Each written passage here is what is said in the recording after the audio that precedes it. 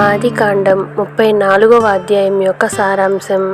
ఈ అధ్యాయం యాకోబు కుమార్తె అయిన దీనస్థితి మరియు దాని పర్యవసానాల గురించి వివరిస్తుంది. అవమానం. యాకోబు లేయాల కుమార్తె అయిన దీనా ఆ దేశపు అమ్మాయిలను చూడడానికి వెళ్ళినప్పుడు హివ్వీయుడైన హమోరు కుమారుడు షెకెము ఆమెను చూసి బలవంతంగా లొంగదీసుకొని అవమానిస్తాడు. బందీగా మారడం. షెకెము ఆమెను అవమానించిన తర్వాత తన ఇంట్లోనే బంధించి ఉంచాడు. అన్నలు వచ్చి రక్షించే వరకు ఆమె అక్కడ ఒంటరిగానే నిర్బంధంలో గడిపింది. వివాహ ప్రస్తావన. ఆ తర్వాత షెకెము దీనాను ప్రేమించి ఆమెను వివాహం చేసుకోవడానికి తన తండ్రి ద్వారా యాకోబు కుటుంబానికి వర్తమానం పంపుతాడు.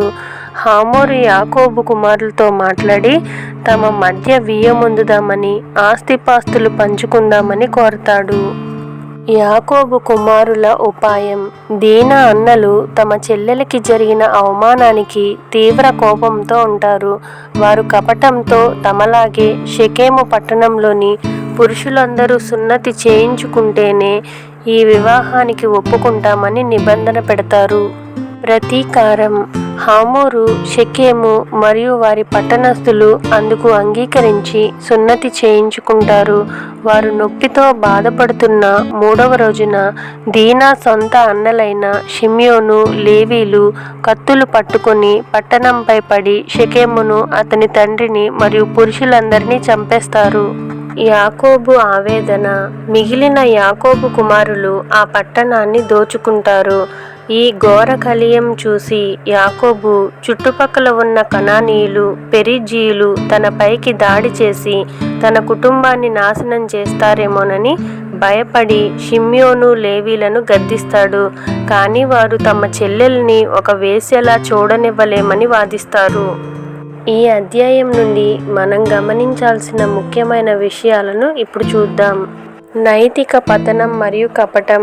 దేవుని నిబంధనకు చిహ్నమైన సున్నతిని యాకోబు కుమారులు తమ పగ తీర్చుకోవడానికి, మోసగించడానికి ఒక ఆయుధంగా వాడుకున్నారు. నాయకత్వ లోపం.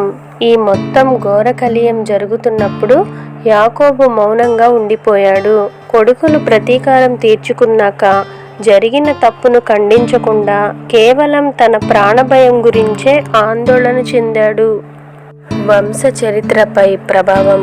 ఇక్కడ షిమ్యోను, లేవీలు చూపించిన క్రూరత్వం వల్ల యాకోబు తన చివరి రోజుల్లో వారిని శపించాడు.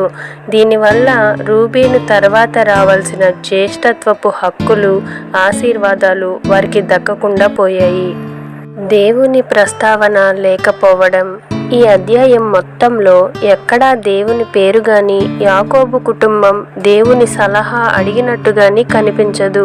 పూర్తిగా మానవ కోపతాపాలు, నిర్ణయాల వల్లే ఈ విపత్తు జరిగింది. దీనా ఒంటరి ప్రయాణం.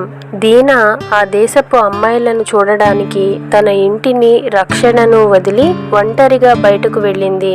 ఈ ఒంటరితనమే ఆమెపై దాడి జరగడానికి కారణమైంది.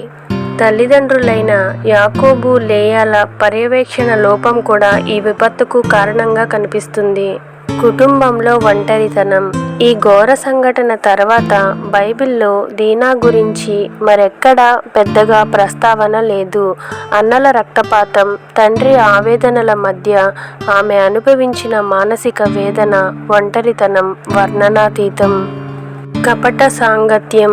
లోక సంబంధులైన హమోరు, షెకెములు దేవుని ప్రజలతో సంబంధం కలుపుకోవాలని ఆశపడింది కేవలం ఆస్తిపాస్తుల స్వార్థంతోనే అని వారి మాటలను బట్టి తెలుస్తుంది. పాపం తెచ్చే పతనం. షెకెము చేసిన ఒక్క తప్పు, కామవాంఛ, అతని ప్రాణాన్ని తీయడమే కాకుండా అతని తండ్రిని, నగరంలోని పురుషులందరినీ సర్వనాశనం చేసింది. ఒకరి పాపం వల్లే ఆ ఊరి స్త్రీలు, పిల్లలు బందీలుగా మారారు. కుటుంబ ప్రతిష్టకు భంగం. ఒకరి అవగాహన లేని ప్రవర్తన, దీనా బయటకు వెళ్ళడం, మరొకరి క్రోధం, అన్నల పగ మొత్తం యాకోబు కుటుంబ భద్రతను, సాక్ష్యాన్ని ప్రమాదంలో పడేశాయి. అధ్యాయం యొక్క ముగింపు.